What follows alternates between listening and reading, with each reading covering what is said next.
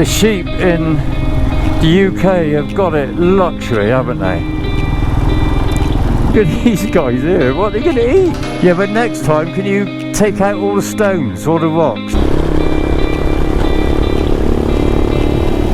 Let's get a fish, come on!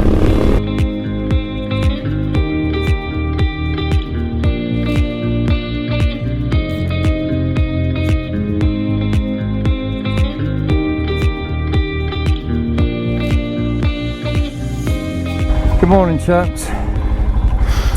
We're leaving our campsite and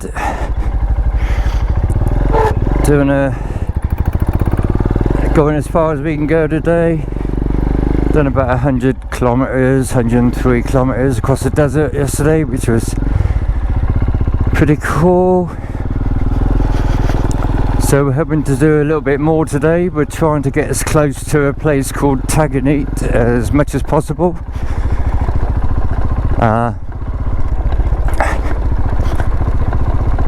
Well, it's been really nice having our campfires and sitting around talking.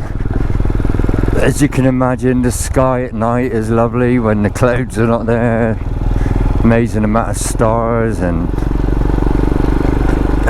like that, so we talk a lot about the stars, lots of science talk, but mostly we've talked a lot about Morocco, and Mohammed has great knowledge of his country. Talk a lot about the difference between Berber and the Berber people and the Arab people, well, everything, you know.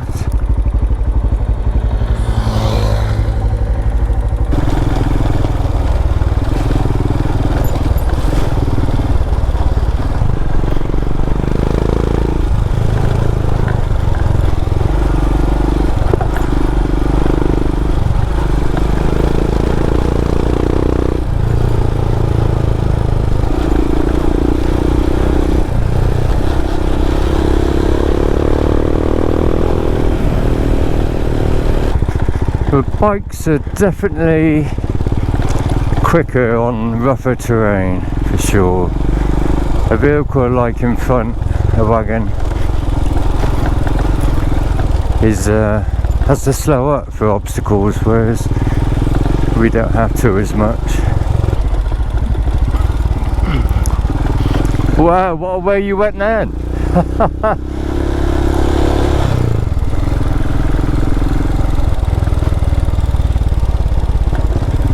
Ooh, got more sand dunes, but it looks like it's sand up against a hillside.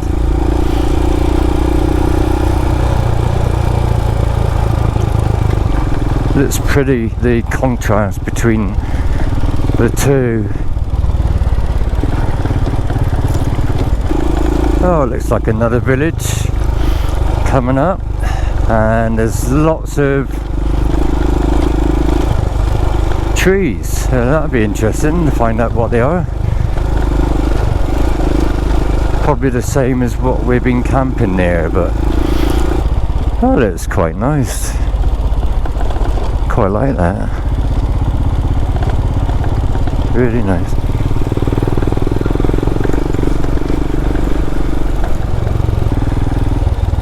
There's a school in there. Little kids having their lessons. A few camels over there.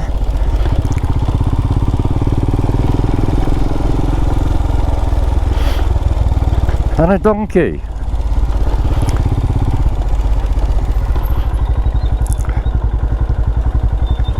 Yeah. The piste. Yeah. You like it? Yeah. It's a bit rocky, but yeah, but next time can you take out all the stones, all the rocks? yeah. Okay, I'll give you an extra 100 dirham, okay? I already did it yesterday. Yeah, I know. Yeah, but the wrong bloody stones. I still hit loads. Okay, so we're hitting the asphalt for a little bit because if the conditions are too difficult to go the piste way, but it's only a short distance, and we'll be back on the piste again. We will have sand to deal with once more, but yeah, it's actually a little pleasure actually being on the asphalt, but I wouldn't want to be on it too long. Yeah, and it's pretty round here, look. Little sand dunes. Oh fuck me, I better watch where I'm going. You can see there's been loads and loads of rain, and that sand just looks like bloody mud. And like I said, it's good for the locals because they can grow crops, but not so good for us. I mean, we don't want to go traipsing through stuff like that. Yesterday, when I said, oh, is this fesh? It's like a very fine dust, but I wasn't sure, but it was. That was one of the difficult bits to get through, but we didn't have a problem because of the rain that we've had. It was not so dusty, obviously a little bit more heavy and compact. So if it was bone dry, it could have been a fair bit harder.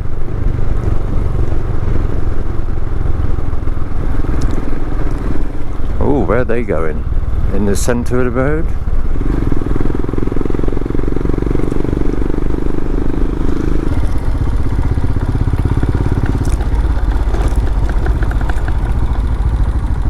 I'm not sure what lake that is, but I mean, you see, there's a lot of lakes around here that are sometimes this time of year, and certainly later, they'll be bone dry. I'm hoping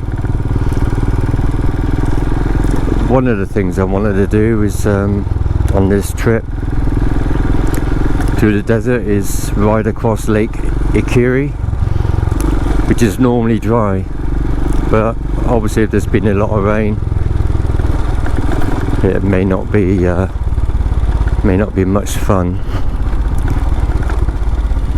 So we're going down here for a stop, and there's apparently a lot of tourists come here because of the lake, and we're the first ones here, which our guide thought we would be.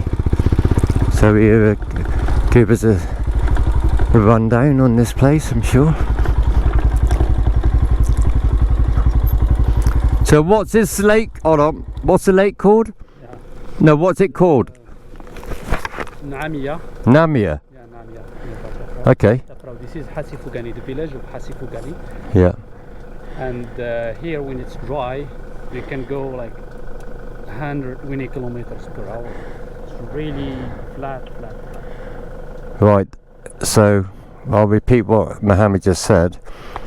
When this is dry, it's extremely flat, and you can drive pretty much as fast as you want. So that's probably not today. So that's probably the only time that you'd probably want a powerful bike, because I tell you what, all along these trails there's absolutely no point in having a bike too powerful. Really, there's just no point. This Himalayan and Helen's Sinnis terrain 125 can do it as fast as anybody. It's just who's driving.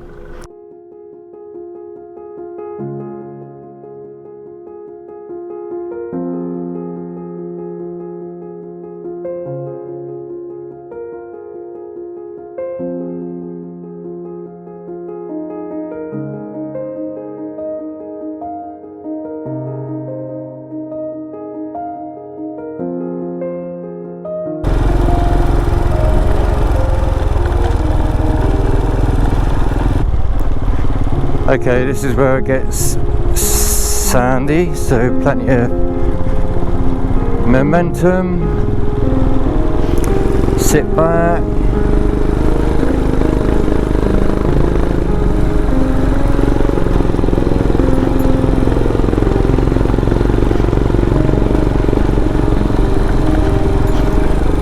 Hey, we can open up here. Oh.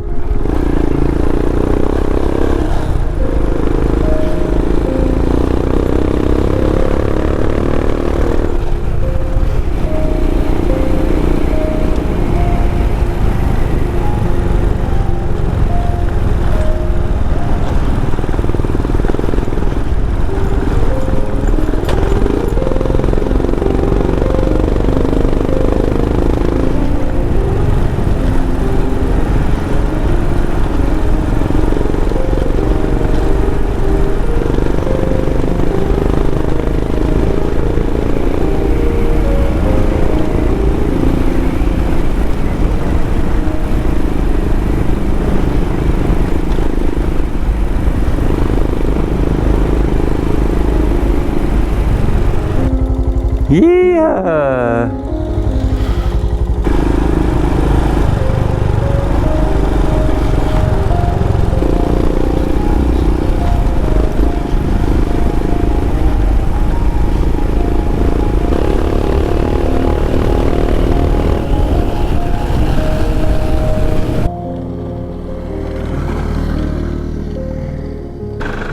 The suspension on this vehicle, Mohammed's vehicle, is broke down. Shit.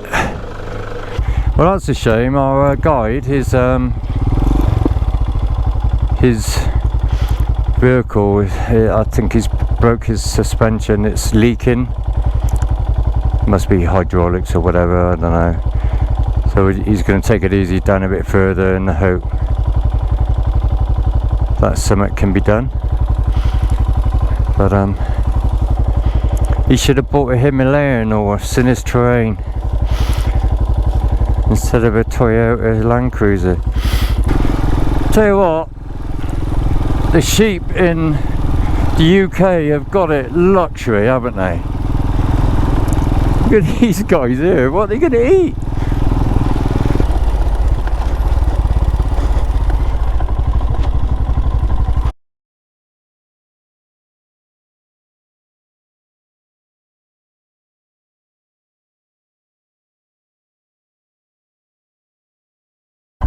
Basically, the damper snapped, so we're in the middle of nowhere, so Mohammed had to use Helen's motorbike to try and go to a village to try and get a replacement. Came back with the replacement second hand, and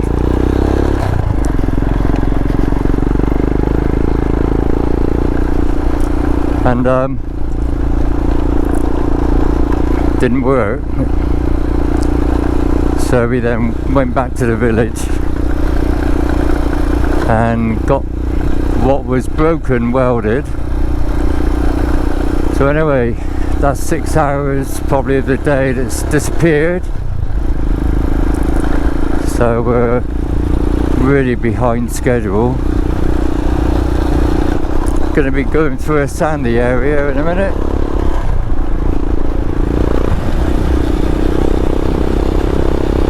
Nice to get going again, but he has to go at slow speed.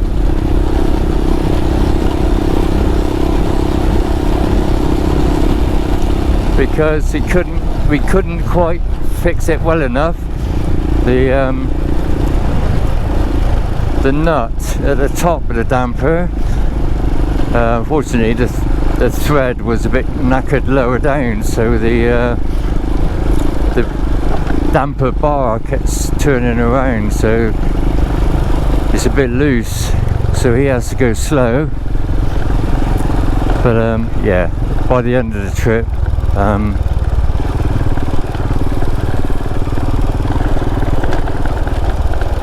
he'll be able to get it fixed, but hopefully it won't mess up until then.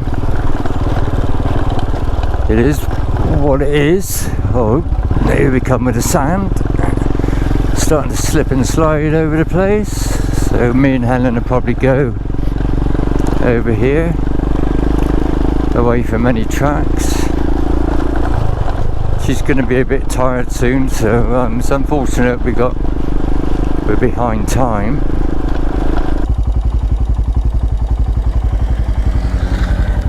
There she goes.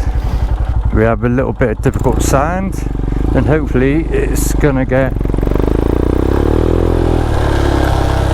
easier. He said it will.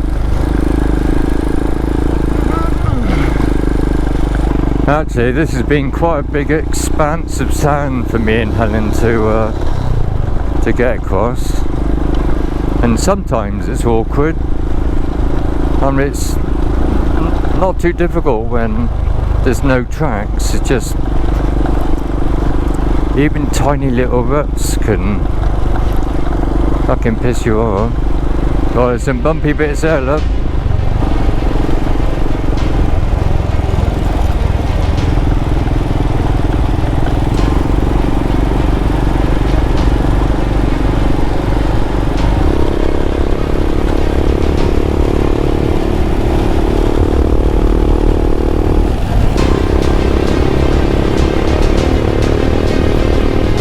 Wicked. So many tracks around here though.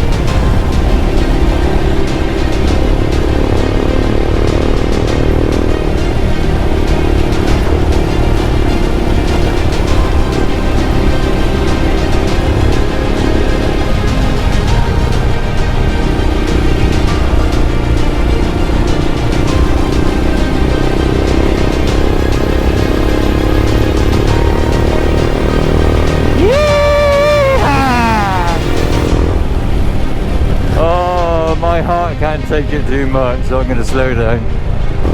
Let's get the fifth. Come on!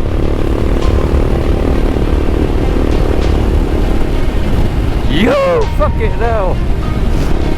That is awesome. Try and do this in the fucking UK.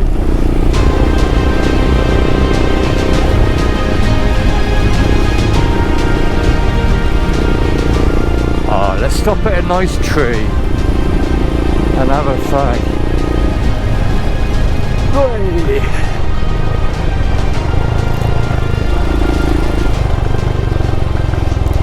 Oh, it's pretty sandy over here.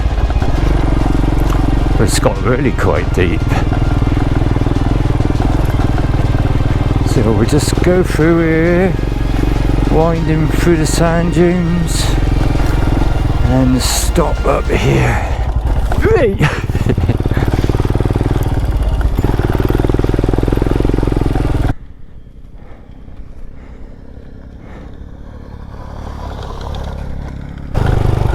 Way.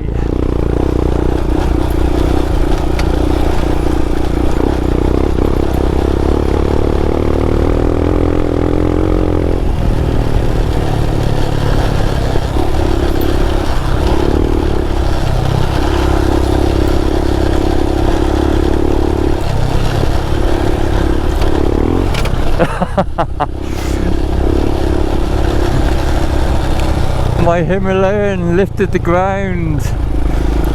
That was awesome.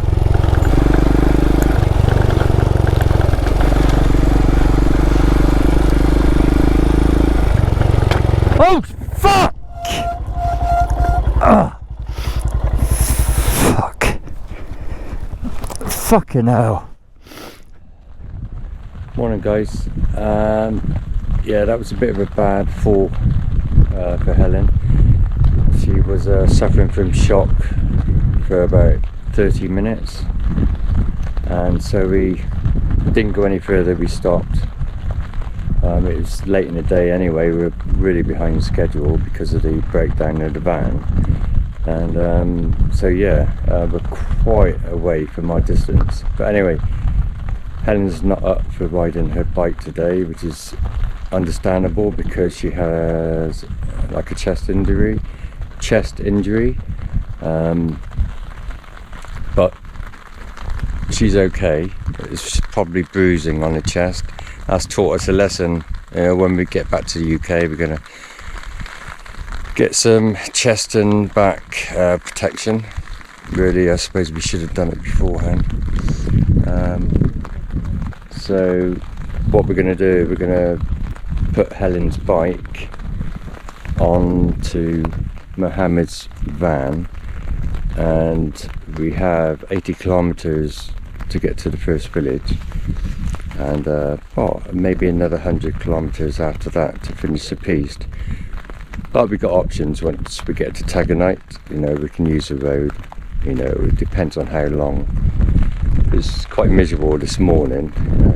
It's raining, so for the rest of the trip I'm not going to have good audio because I can't use my microphone, because the GoPro ceases then when you use microphone, it ceases to be waterproof. So I still want to take footage, but yeah, the audio is going to be crap. Anyway, see you.